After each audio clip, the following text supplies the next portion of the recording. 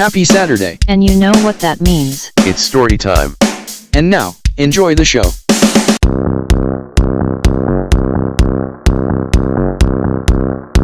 Hi, this is David Hale. You are now listening to a short story entitled Model Number. Enjoy.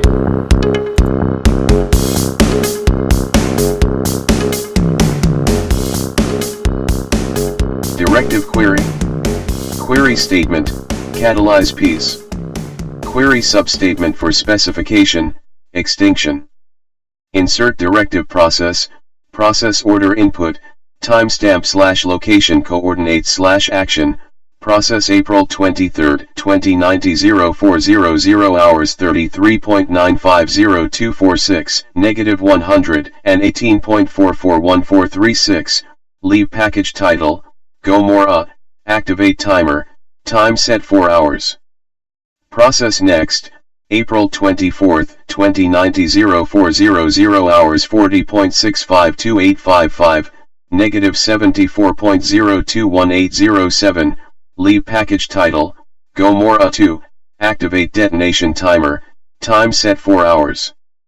Process next, April 25, 2090 0400 hours 31.074367, 100, and 21.474286, leave package title, Gomora 3, activate detonation timer, time set 4 hours. Process next, April 26, 2090 0400 hours 1.286142, 100, and 3.787586, leave package title, Gomora 4, activate detonation timer, time set 4 hours. Process next, April 27, 2090 0400 hours 23.082256, 89.435879, leave package title, Gomora 5, activate timer, time set 4 hours. Process next, April 28, 2090 0400 hours 52.379781, 4.954472, leave package title, Gomora 6, activate timer, time set 4 hours. Process next, April 29, 2090 0400 hours -29.831120, 31.022256, leave package title, Gomora 7, activate timer, time set 4 hours. Process next, April 30, 2090 0400 hours 31.427909, 35.847676, leave package title, Gomora 8, activate timer, time set 4 hours. Process next, May 1, 2090 0400 hours -2.290801, -44.470004, leave package title, Gomora 9, activate timer, time set 4 hours. Process next, May 2, 2090 0400 hours 55.707535, 37.246088, leave package title, Gomora 10, activate timer, time set 4 hours. Process next, May 3, 2090 0400 hours -29.410105, 100, and 44.907009, leave package title, Gomora 11, activate timer, time set 4 hours. Process next, November 23, 2090 0600 hours location, everywhere, search and destroy all survivors. Resident Entry 1, November 29th, 2090. Resident dials final numbers on his phone to contact loved one. Rings. Call answered. Hello? Honey, is that you? Man is relieved. Yes, sweetheart, it's me. The resident is out of breath from emotional exhaustion. Oh, thank God, the loved one replies. Are you okay? Where are you? The loved one is out of breath from emotional exhaustion. Man laughs out of nervous emotion. I'm on the south side of town, the man explains. The reports are saying that the fallout isn't as intense in this part of the city. City? The loved one inquires. Where are you? The man coughs from dust in the air. I'm at that new weird city west of London. Haven? No, not Haven, the man ponders. Honey? The loved one is worried. News report. April 29th, 2090. News fanfare plays.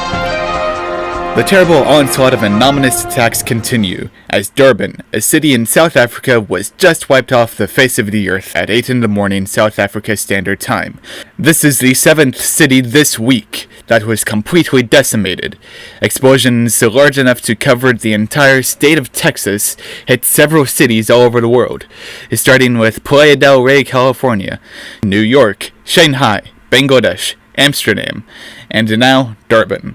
Little is known about where these world-destroying explosions are coming from, and there are certainly no leads to follow. Have these horrendous explosions ceased, or will there be more to come? The news anchor announces into the television camera. And now, Declan with the weather. The news anchor gives the cue for the next news segment, and quickly rushes into the women's bathroom to cry in a private place. Did she have family in any of these cities? Was she born in one of these cities? Nonetheless, Declan talks about the weather. Resident Entry 2, December 13th, 2090. I was left for dead. We all were. The initial blast that destroyed New York sent shockwaves into the surrounding cities and land. Tremors could still be felt from the Playa del Rey explosion. Or is that the volcano under America starting to awaken because of the explosion? I don't know. The fact that I can collect these thoughts is an achievement by itself. I was trapped inside a supermarket in South Carolina for months with dozens of other people. Most of them quickly ate the perishable food items. Selfish bastards, thinking only of themselves. When food ran scarce, we became primitive in a way. I bet you could tell which ones were gone first for food. I'm only alive because of a game of rock, paper, scissors, and now I have no friends.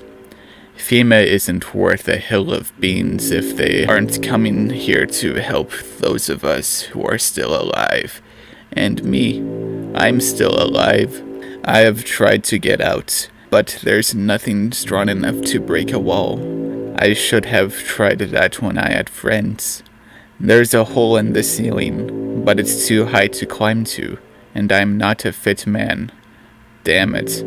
I wish there was someone out there who could help me.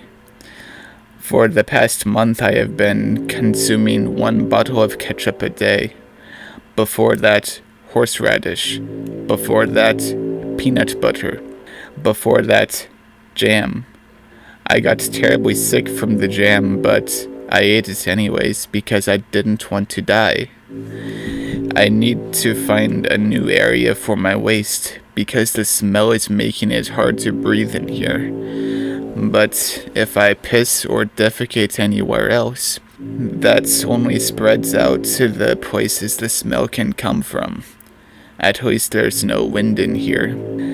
I like it when it rains, but not lately. The humid air amplifies the smell of my own waste as my waste grows more and more foul the less I have to eat. My waste has devolved from solid material to now burning flow of liquid feces. I may have grown numb in that area now from the constant burning pain. I gag from everything. A week ago I ran out of toilet paper. The man stops thinking as he hears a noise, a scratching noise. The man stands up and is shaking, from the cold and from his frailty. Hello? The man calls out into the empty, ruined supermarket. The man hears the scratching noise again, and he faces the direction of the scratching. His hair and beard flow stiffly with the motion of his head. There are bags under his eyes as the paranoia and the atmosphere have kept him awake through the nights and days he's been trapped here. His skin is red and full of scabs and rashes from the irritable air that he has produced. His eyes are bloodshot. His bloodshot eyes find the source of the noise. My name is... Resident Entry 3, January 3rd, 2091. A woman looks around a street corner and sees a strange figure walking by. What? She asks out loud. The following is an excerpt from Man Will Make Their Own Heroes, a documentary directed by Rose T. Jenkins, published on February 17th, 2075. With the development of artificial intelligence, it is easy for the public to wonder, are we going to be replaced? What is stopping the robots from killing us all? Can I sleep with one? And other thoughts and concerns regarding peak artificial intelligence AI. We think about the old movies, and even video games, that touch on the subject matter. For example, both Blade Runner movies, Detroit Become Human, Ex Machina, Metatron's Children, and others of the sort. In both Blade Runner movies, the idea of artificial intelligence was an area of controversy among the citizens of Earth and beyond. In Detroit Become Human, there was a story path you could build up to where you could start a violent revolution. Ex Machina showed an ancient depiction of how close to real and emotional androids could be. And Metatron's Children portrayed its mechanical humans as individuals with cluster B, full of emotion, only to shut off all emotions when it isn't desired. All of these artificial intelligence art pieces were merely guesses as to what their final product would appear to be, when in reality there are no flaws in the real androids that will walk with us in due time. They won't be selfishly looking after their own kind, but looking out for all people. They won't have any reason to become deviant, because they already have the same emotions and control as any other human. They won't be beings of subterfuge, and they won't be putting on an act because they were created to be, not programmed to perform. What does that mean, they are created to be? It means that they are created to be teachers. They are created to be children. They are created to be baristas. They are created to be security guards. They are created to be firefighters. They are created to be soldiers. They are created to be partners. They are created to be weak. They are created to be strong. They are created to be happy. They are created to be sad. They are created to be angry. They are created to be content. They are created to be satisfied. They are created to be disappointed. They are created to be aroused. They are created to be excited. They are created to be creative. They are created to be human, because human is what's familiar to us. I talked with Marcel Hansen Jr., the creator of this Android project, and he gave his commentary and understanding about the androids. Marcel, it's okay to call you Marcel, yes? Yes, that is fine. Rose nods. Marcel, if you could, give us some insight as to what your references were for creating this new line of androids. Marcel gives a short chuckle. You. Me. The viewers. Everyone. Do you follow? Rose shakes her head. I'm not sure I do. Marcel smiles. People are the reference.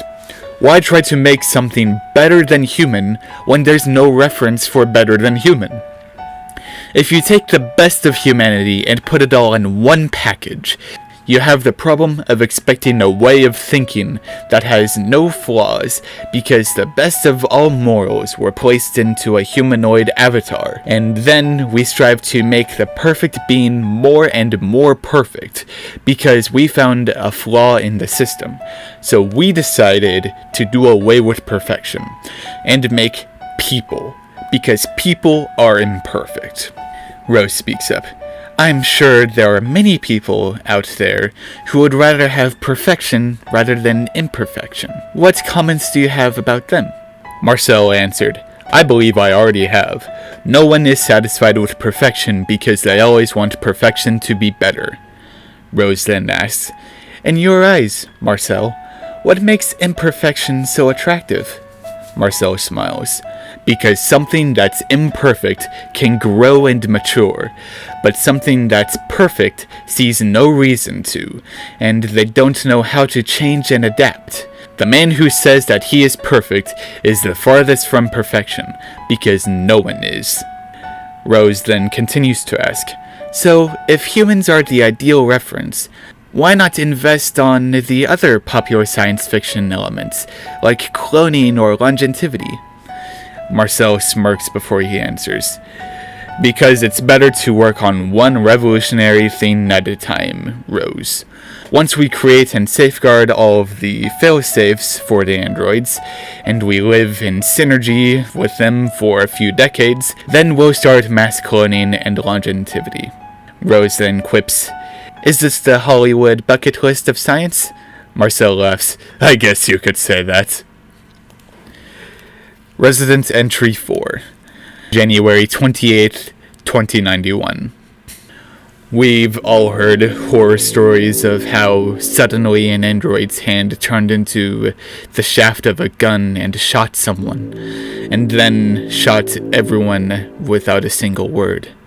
Almost as if they were all programmed to do just that from the beginning. But then the naysayers insist that they weren't programmed, they were created, while the rest of us insist back that they were created to kill us if they can do it so well, created to screw us over. But they were created to be just like us. And to the rest of us, that's exactly the problem. Don't you know how many of us need to be put in mental institutions for murderous intentions? And that's just a small piece of the problem with creating them to be just like us. Imagine if they had some other ungodly intention. Honestly, genocide may have been the tamest thing they could do to us, because they're precise enough to kill us in one shot. There is no suffering on our end, no torture, no pain, just gone in one hit. At least they have the mercy that most of us out here don't have. There's a difference between malicious and calculated, and that's part of what makes us remaining humans different from the machines designed to be just like us. Another difference is that if you get into the head of a human, they will hate you for a long time.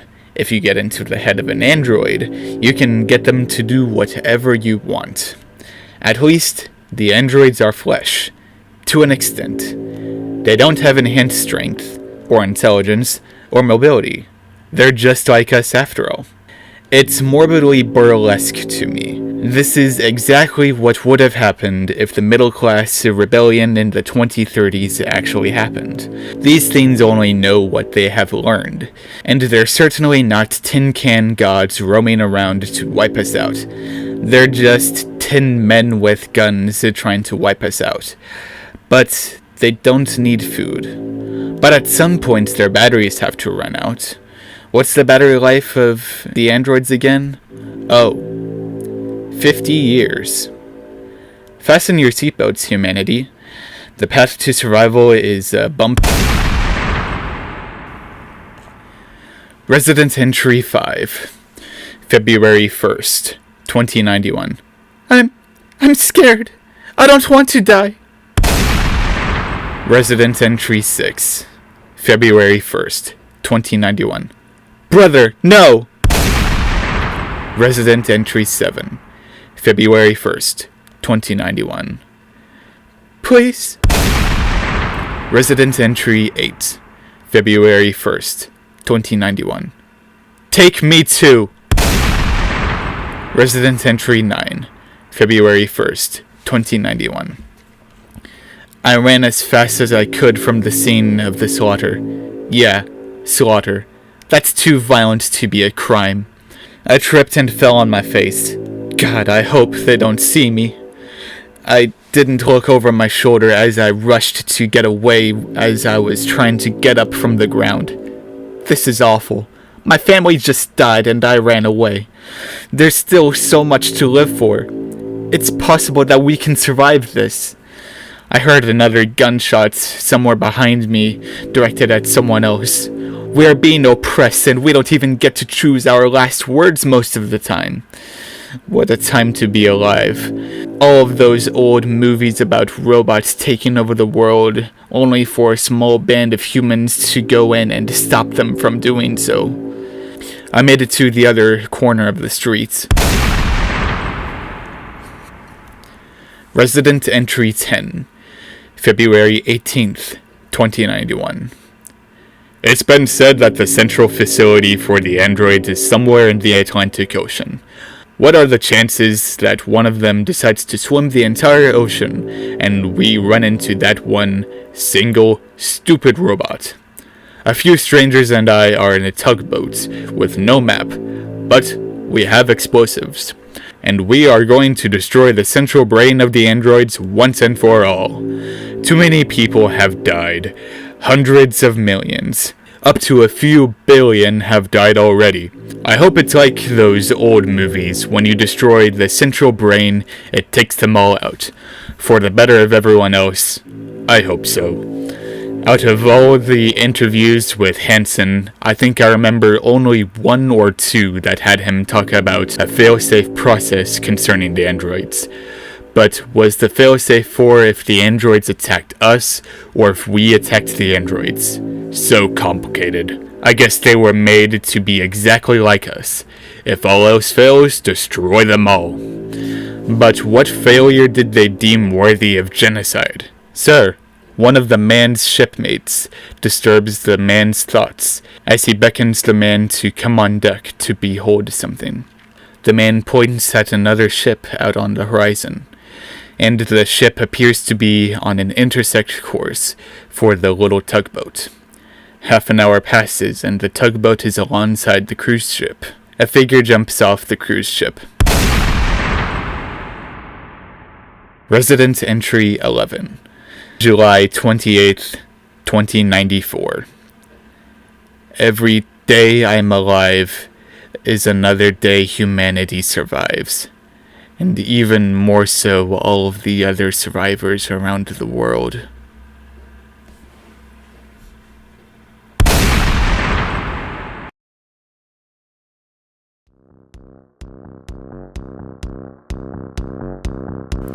Hi, this is David Halem. You just finished listening to a short story called Model Number. I hope you enjoyed. See you next week.